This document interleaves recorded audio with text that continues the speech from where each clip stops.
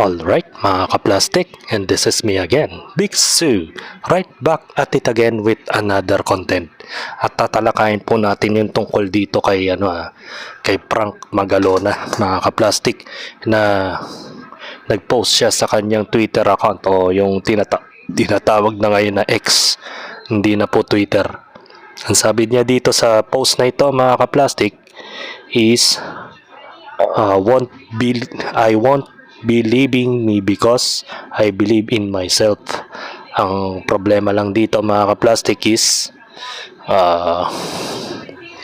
nag-reply po yung isa sa mga fans na nilike ng netizens, na ang naka-caption dito is, I find it weird watching the video of Pinoy porn star where the homewrecker revealed his affair with Francis M, saying 15 years akong nanahimik. Of course, you will. You are mistress. Duh. So,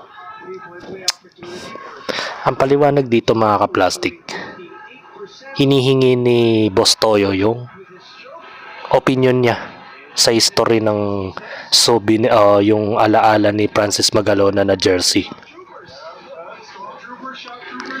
Napakatanga naman nito ni Josel No. Bakit may ganong tao, no? Na isipin mo mga kaplastic, bakit ganun mag-isip yung mga ganong netizens? Nag-post kasi si Frank Kiko. So, nag-post siya, nag-reply siya. Ang reply ng babae na si Josel No, porn star homewrecker reveal his affair with Francis M, saying 15 years akong nanahimik. Of course, you will. You are mistress. Alam mo mga kaplastic, hindi naman layunin ni Abigail Wright na isa publiko pa ang nangyari niya. 'Di ba? 15 years siyang nanahimik. Hindi naman niya ginusto yon. So, hinihingi lang ni Boss Toyo yung history ng jersey. Mahirap bang intindihin yon mga kaplastic? So, pag kayo ay nagsanla ng isang mga sikat na kakaiba o mga gamit, hindi nyo ba pwedeng ilahad ang storya mga kaplastic? So, napaka-kitid naman ang pag-iisip nitong si Josel No para ganyanin niya yung dating asawa ni Francis M. Di sana sinabi na lang ni Boss Toyo mga kaplastic na wag na lang pong isa-istorya yung value ng jersey. So, meron pa akong ipapakita na video. May papakita lang ako na video mga kaplastic. Sana ito po yung istorya about kay Frank Kiko Magalona mga kaplastic. At ito yun. Panoorin natin yung video. I know people will judge me. We exist. What we had is real. Me and my daughter exist. Frank Magalona, nilike ang isang post na tinawag si Abigail Wright na homewrecker at mistress. May patutsada nga ba? Isa sa mga anak ni Francis Magalona kay Pia Magalona ang nag-react sa isa sa mga tweet na bumabatikos sa ginawang pagbubunyag na sinasabing ex-partner ng master rapper na si Abigail Wright. Noong isang araw lang, October 17, nag-guest si Abigail at ang kanyang anak na si Gail Francesca sa Pinoy Porn Star at ibinunyag ang relasyon nila ni Francis Magalona. Hindi binunyag mga kaplastic.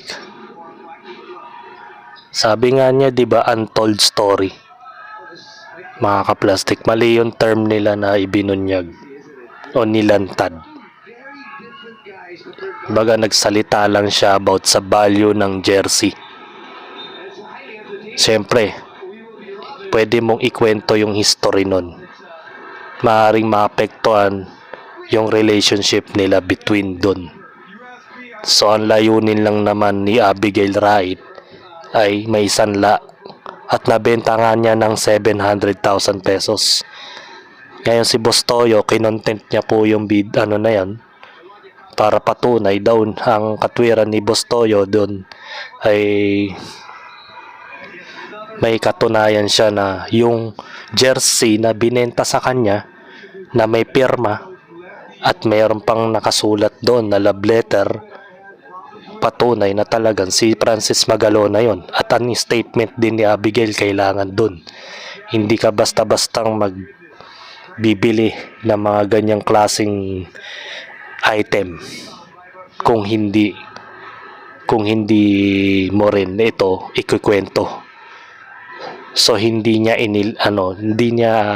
layunin na magpalaki ng clout sa social media. Si Boss Toyo dapat ditong sisihin kung gusto nyong malagay sa maganda o tahimik ang pamilya Magalona.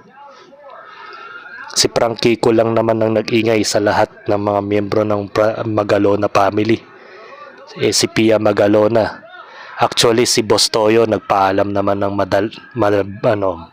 di lang isang beses, sabi niya.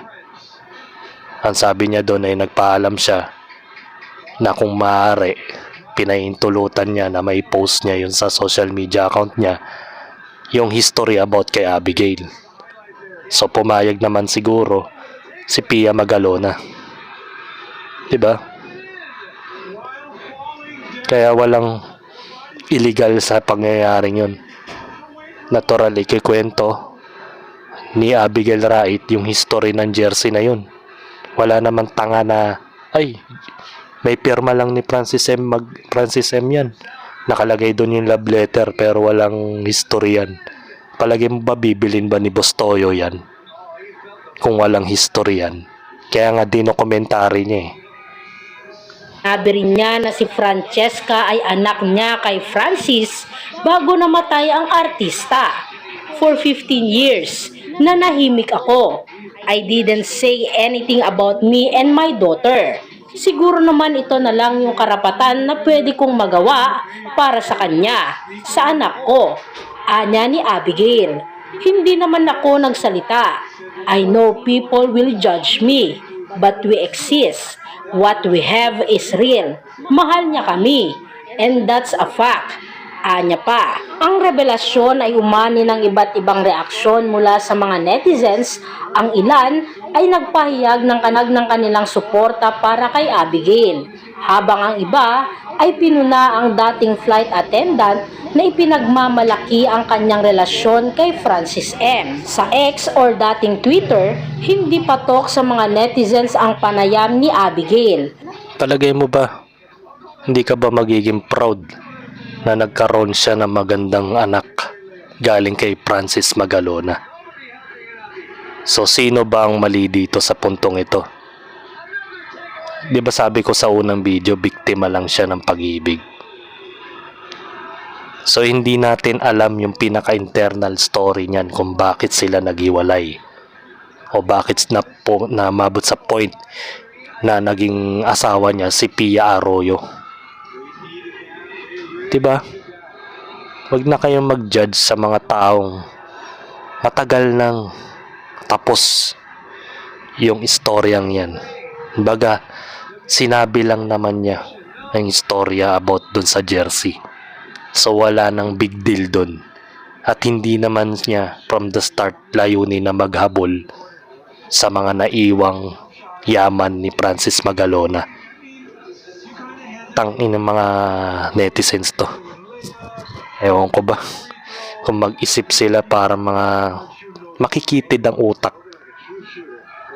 Eh ano naman ngayon kung kailangan nila ng clout? Halimbawa, gusto mong pasikatin ang anak mo at gagamitin niya yung pangalan ng kanyang tatay para gumanda yung kanyang karir. Walang masama dun. Kikilalanin pa rin siya ng mga iniidolo ng King of Rap na siya ang anak ni Kiko. At tanggap siya ng mga taong naniniwala kay Kiko at hindi naniniwala kung kani-kanino. At hindi naman layunin niya na maghabol sa mga yaman ni Francis M. na naiwan sa pamilya Magalona. Yun mo, nananahimik na yung tao. Tingnan mo naman yung itsura ni Abigail sa video. Parang labag pa nga niya sa kalooban niya na isa publiko yung istorya eh. Gusto na lang niya i-private, pero hindi pwede kasi nga si Boss Toyo bumabawi rin sa kita sa YouTube. Umamin naman siya sa TV5 nung in-interview siya ni Julius Babaw at ni Tintin Bersola na kailangan niyang bawiin yung 700,000 na ibinayad niya kay Abigail sa pamamagitan ng YouTube views.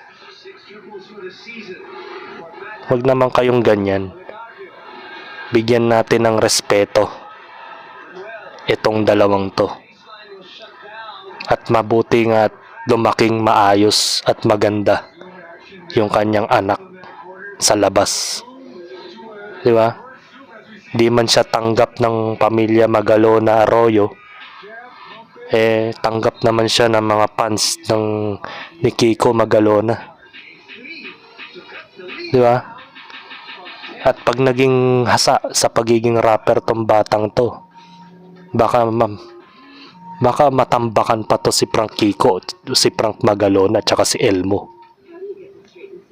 Baka mas talented pa to. Mapahiya pa kayo. Karapatan niya yun. Nasa bloodline ng Magalona yan. Kailangan niya talaga ng clout ng kanyang ama para makilala rin siya. At the same time, pag sumikat tong si Francesca, hindi na niya kailangan gamitin pa yung kanyang pangalan ng tatay niya dahil di na niya kailangan yun. Kaya na niyang pasikatin yung sarili niya.